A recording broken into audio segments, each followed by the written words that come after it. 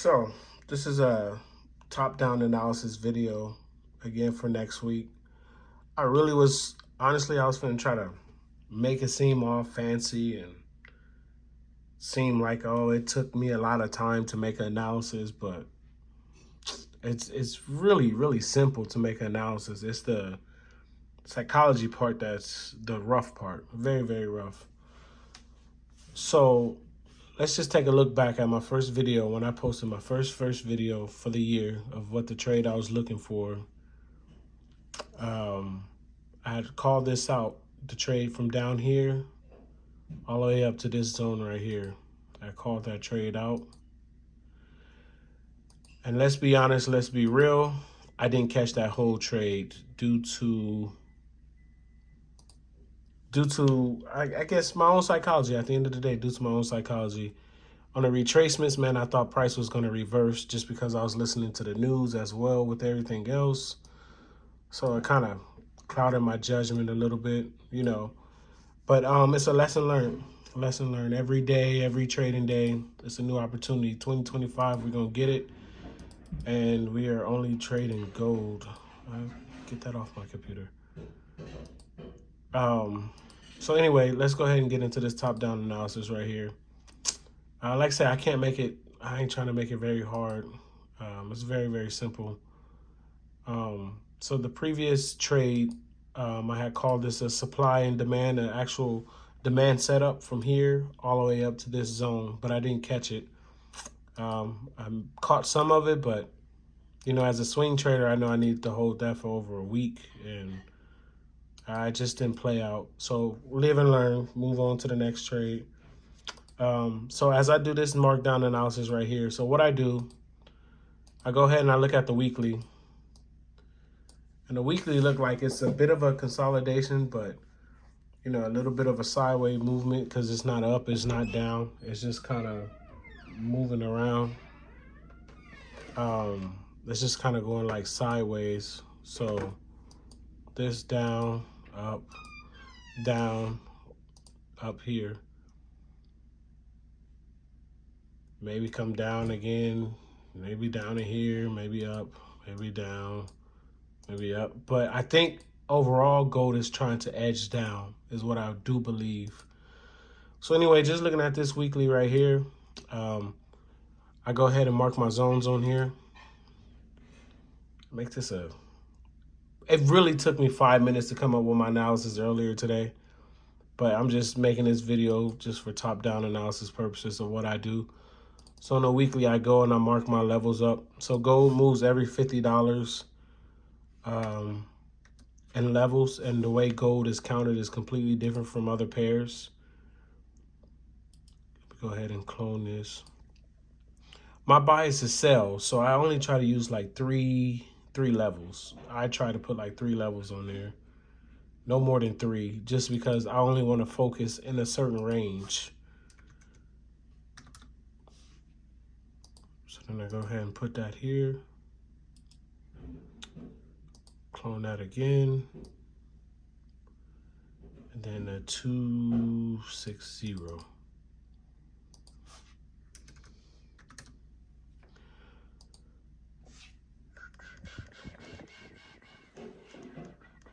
Let me try to help move this into focus here so everybody can see the clear picture of what I'm doing. So I go ahead and draw my major levels right here. Every pair has major mid levels. I don't draw mid levels all the time unless I'm just looking in between these 2 zones right here. Then I'll go ahead and pop one in at the 275. Boom. Pop one in at 275, and then I'll put a mid ray here. I go ahead and put a mid ray there, but again, I don't think I need a mid ray on my thing. I can eye it pretty well. Except for sometimes if I feel confused, I put it on there just for purposes. It bounce from that level and then go to the next level. So right here, the week ended on the doji. This right here, I draw this up here. I'm gonna go ahead and write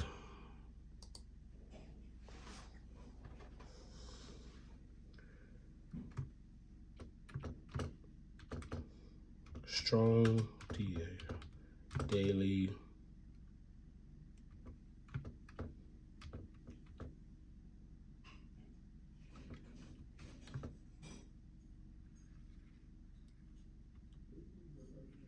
strong. I'll go ahead and write here a strong daily resistance on here. And then I'll put that here. So my wick to body zones right here. And then I try to do it to where all three wicks are evenly rejected off of this line. Is how I usually try to do it. But we can fine tune that. So for the week, like I said, for the week, I'm looking for sales. Basically, on a daily especially, this is a strong daily resistance. Price bounced off of it 1, 2, 3 times and it rejected. Based on this weekly candlestick right here, this indecision candle, usually when you see a doji, no matter what time frame, just expect a reversal. So price can open up and still come here and still at the end of the day drop. So me, I trade break and retest. I can do supply and demand, support and resistance, but at the end of the day, the strategy is a break and then a retest. For me, it just seemed more easier to do that. So right here, I don't do a lot of drawings, but I do some, not that many. So as you can see, let me just go ahead and delete this. On the daily, you can see it's structure, market structure. Here you got this double top. 1, 2, 3, double top. And you see price breaking structure, and it was an uptrend. It still never broke that double top. Came down, went up, and now rejected it. So originally I was thinking price come back down here, retest this, bounce up this way, and then continue up. But because of the doji that was printed on the weekly, it kind of made me feel like that's not even on the table really. But that's an analysis if it was to go for me as a swing trader. So because of that, so what I do now, I draw a little support zone right here. I'll put it here, and then we'll put the support here. Then we draw this support and resistance. I'll put a support and resistance box here. I try to make sure that that's the best fine tuning that I can do. Meaning maybe I can do this right here to fine tune that. Go down to the 4-hour time frame. So this is just for me for confirmation purposes.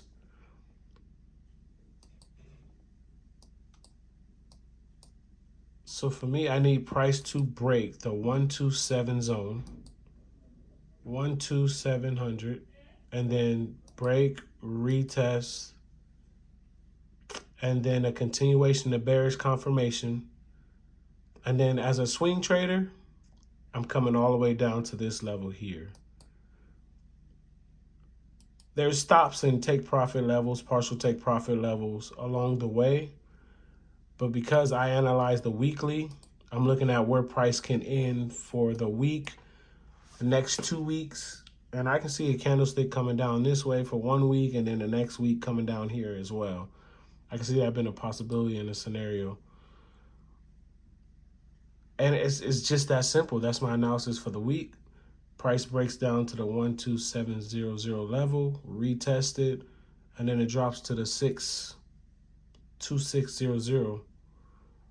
Now I can see price do something like this because on a doji, like I say, it's inconsistent, but it's undecided, it's neutral. So I can see price come up, do something like this again, touch that daily resistance. If it gives us another bearish engulfing candle, then hey, that's another entry right here. And then even if you was to go, even if you was to come here, right here, stop loss above here,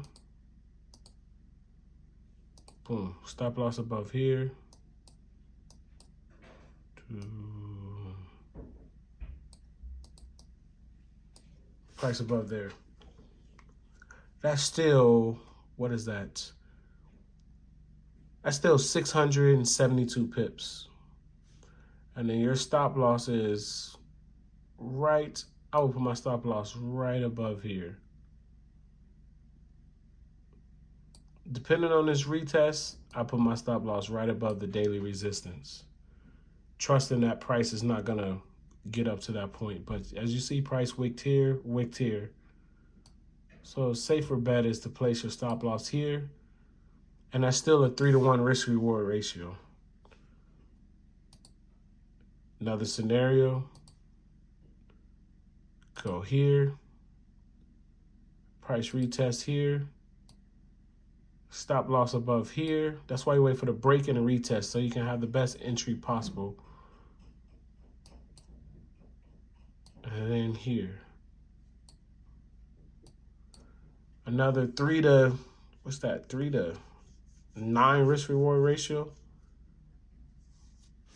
Still a good stop loss, not tight stop loss, but a decent stop loss, and a good take profit level here for me. But these are the scenarios that I'm looking at. These are the opportunities that I'm looking at for in the markets. And like I said, I just try to keep it simple and clean. And also I'll draw a zone right here. Put a zone here. And you see right here, it's on a weekly. I draw this box right here. Then I'll go ahead and just type in weekly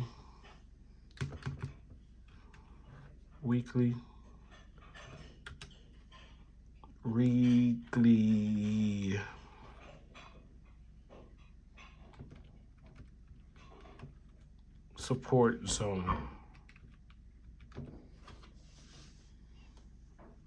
Because that's the next weekly strong support zone right there.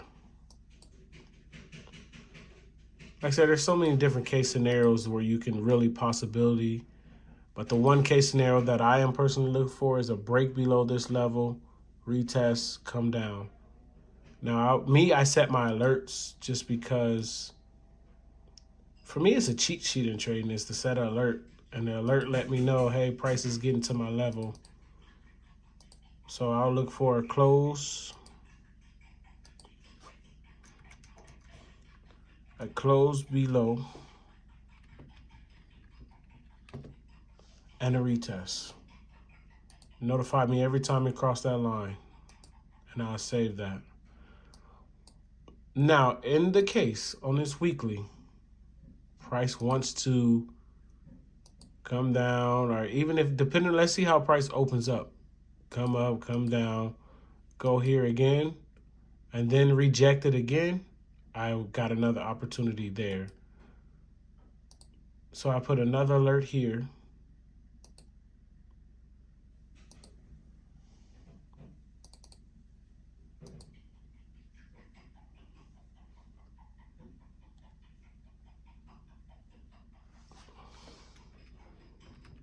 Look at PR price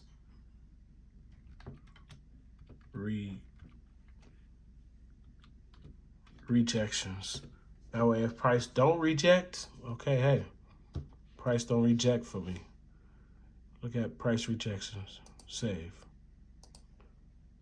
So this week I'm looking for sales on the market and looking at see if price rejects. If it doesn't reject, then okay. I have a bias, like I say, again, a break above strong daily resistance, retest it, turn it into support, and then continue. It's just really that simple and that easy. It only really took me originally on Fridays. I do my markups when the market closed. It really only took me 5 minutes to do my markup. And then it's every now and again, Saturday, Sunday, I'll do some back testing. It's always good to back test. You never can become too advanced where you can't back test. It's just, as you become more established, you become more confident, and it just becomes second nature to enter and exit into trades. So that's my analysis. That's this video. It really was supposed to be a 5-minute video because, you know, it only took me 5 minutes to draw it up. But just for those who don't know much about Forex or don't understand the levels and the zones, I went ahead and broke some different scenarios down of how I'm looking at the market. Let me know in the comment section below what you guys think. What is your analysis for gold, for all the traders who trade gold out there? Drop a comment, like, subscribe, and then, yeah, just let me know.